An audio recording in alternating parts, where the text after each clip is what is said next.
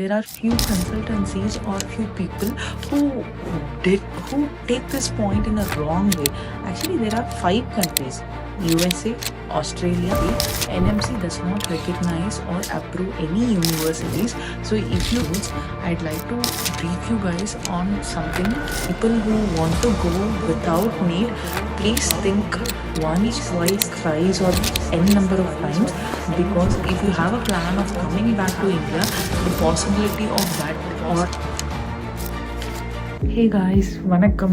நான் உங்க doctor Srimathi from Chennai, a graduate from Orenburg State Medical University, Russia, and a medical practitioner of Telangana and Tamil Nadu State Medical Councils. So today's video, I thought let's talk about the NMC guidelines and what are the requirements to do MBBS abroad, and what are the rules and regulations which we should check with the universities whether they compile these or not. So let's go into the video. So guys, firstly I'd like to tell you like where you have to go find this NMC rules for doing MBBS abroad. There is a dedicated website by the National Medical Council, which is nmc.org.in. Once you'll go into it, there will be an option called as information desk, and please click on to information desk. There you would find option for study MBBS abroad. Okay, so go into that and then you can find a set of 4 rules. Before going into those 4 rules, I'd like to brief you guys on something which is written in very bold once you'll open that page, and also I'll make sure that I put a link of the NMC side and the rules and regulations so that it will be easy for you to navigate to that page. So it is written very clearly. If we see this NMC's rules, the first thing which is mentioned in block letters are, they say like earlier before 2018 when there was Medical Council of India, they gave list of universities that are recognized or approved by MCI, Medical Council of India. But later when it was changed to NMC does not recognize or approve any universities. So if you wish to join in any universities abroad and pursue MBBS, you should directly contact the university and get the fee structures and details and admission process, everything. NMC is not going to approve any universities, is what is written in those block letters.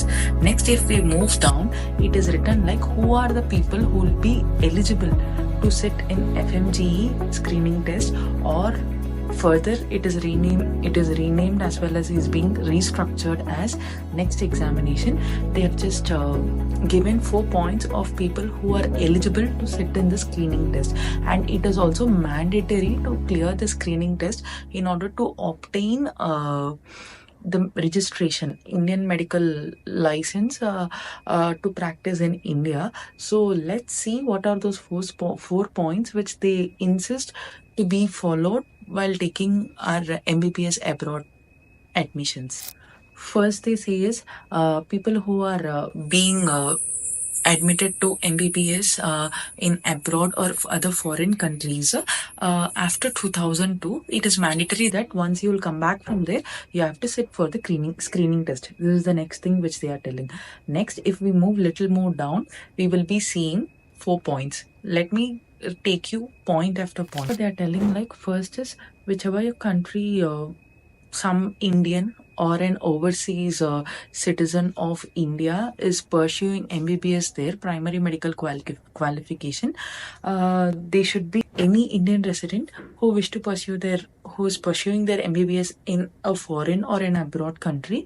They should be, their primary medical qualification should be eligible for them to practice in that particular country. For example, if you're getting your MBBS from countries like Russia or China or etc., you should be eligible medical practitioner. You should be eligible enough to be the medical practitioner in that particular country. That is the first. Second point is, this is for people not joining now who had joined earlier.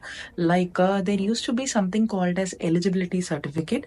Usually during my time we have to obtain that certificate before moving forward to MBBS abroad. So the second point emphasizes that you should be haven't taken your eligibility certificate in order to obtain your MBBS abroad.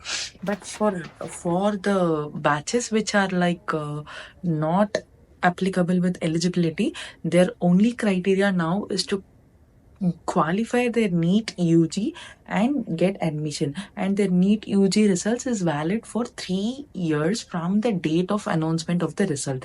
This is the criteria for the people who want to do MBBS in abroad right now and want to come back to India and practice in India and sit for the screening test in India. The criteria is you have to clear your NEET UG before going to MBBS abroad.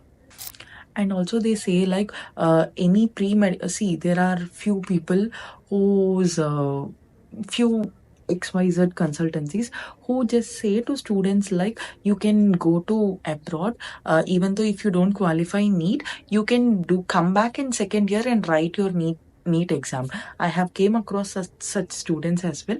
So that is not at all valid, because that 1 year, if you are going to start your MBBS and you are going to show that you have cleared your NEET in the subsequent year, it is not valid, because NMC clearly state it is 3 years after the announcement of result, not like you can pass whenever you want the NEET and whenever you want you can't join MBBS. You have to qualify NEET and then join MBBS abroad. You can very well go without a NEET qualification, but coming back to India, sitting for the screening test is not possible. Okay.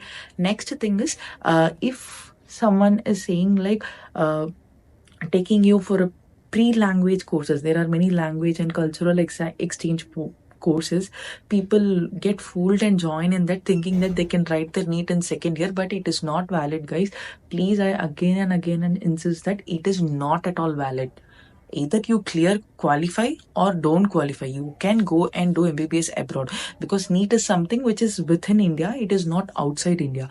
So if you want to go with NEET, go with NEET. If you want to go without NEET, go without NEET. But if you go without NEET, you can't come back and you can't sit for a screening test in India. And any pre-language courses or any 1 year BS courses, anything, it is not valid. It is not accepted. You have to do a 5.5 year course, 4.5 year plus 1 year course of MBBS education, either in India or in abroad. You have to follow the same norms. This is what they try to tell in the third point. Now fourth point, it is really very very important. There are few consultancies or few people who take this point in a wrong way. Actually, there are 5 countries: USA, Australia, New Zealand, Canada, and United Kingdom. If we are going to pursue your primary medical qualification, that is your MBBS, that is your undergraduation in these 5 countries, and you're going to continue your post graduation like MD, MS in India, there are post graduation courses after MBBS. If you're going to pursue your UG and PG from these 5 countries, then if you will come back to India, you need not sit for any screening exam or any exam. You will be granted registration with your UG and PG from that 5 particular countries. You can't, there are few people who like misunderstand this thing. They think like if we go without NEET qualification and if we do our PG from these 5 countries, if we come back to India, their degree is accepted. No, it's not like that. If you are going to do your UG and PG alone from this 5 country, then it is accepted without a screening test. For example, let's say there is a person who qualified NEET, okay, and he is going to some country, for example Russia he's going, okay, then he didn't want to come directly to India. From Russia he just wrote USMLE or PLAB or whatever it is. He goes there, he gets his PG graduation, and in one particular point of time he wishes to come back to India. Then he will be allowed to practice in India only if he is going to clear his screening exam. All right.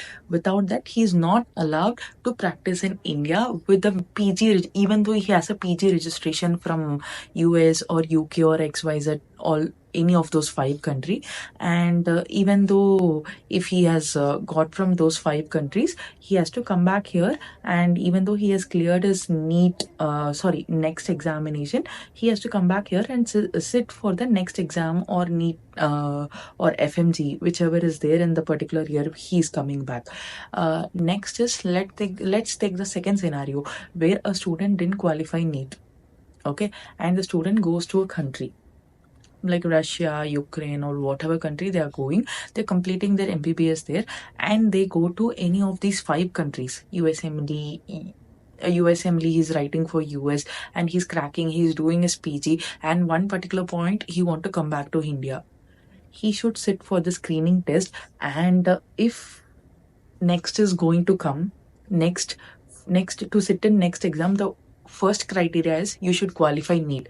But actually this person never qualified NEET, so I really doubt if NMC will allow such people who has a PG degree from any of these 5 countries without a NEET qualification, NEET UG qualification, will be allowed to sit in next exam or not. But whereas in case of FMG, which I wrote and I cleared, we didn't have NEET during our time. We had AAPMT, so we didn't have this rule. So people who want to go without NEET, please think once, twice, thrice, or n number of times, because if you have a plan of coming back to India, the possibility of that or the odds of coming back to India and practicing in India is very, very less. We don't know how often, how frequent the rules and regulations change, because change is something that is inevitable. So guys, whoever is going without NEET, please think and discuss with your family. If they are okay, if you settle in abroad itself, then you can very well go. No one can stop you from becoming a doctor. These are the 4 rules which has been explained by the NMC in their official website. I will also put the website's link down. Please go into it and completely go through it. All right. And if you guys have any doubts, like I didn't qualify NEET, can I do MBBS or not? I qualified NEET, but I want to settle in abroad. Is my university or is my country which I'm going to choose, can I write USMLE from that university or from that country or not?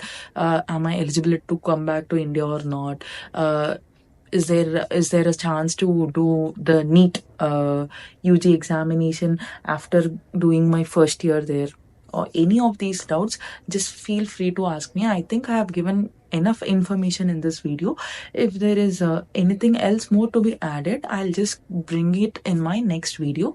Alright guys, thank you for watching. Please like, share, comment and subscribe to my channel. Please encourage me to make more such videos. If you have any topic suggestions, please do comment in my comment box. I'll try to go through that topic and make a new video. And to everyone, the languages in which I'm good: Hindi, English, Russian, Tamil, Telugu, and I can understand Kannada completely, but I'm very poor in talking Kannada. So anybody have any doubts or anything, please feel free to contact me. Thank you for watching my video. In the description, I have put all my details, how to contact me. Please feel free to contact me. Thank you. Oh boy.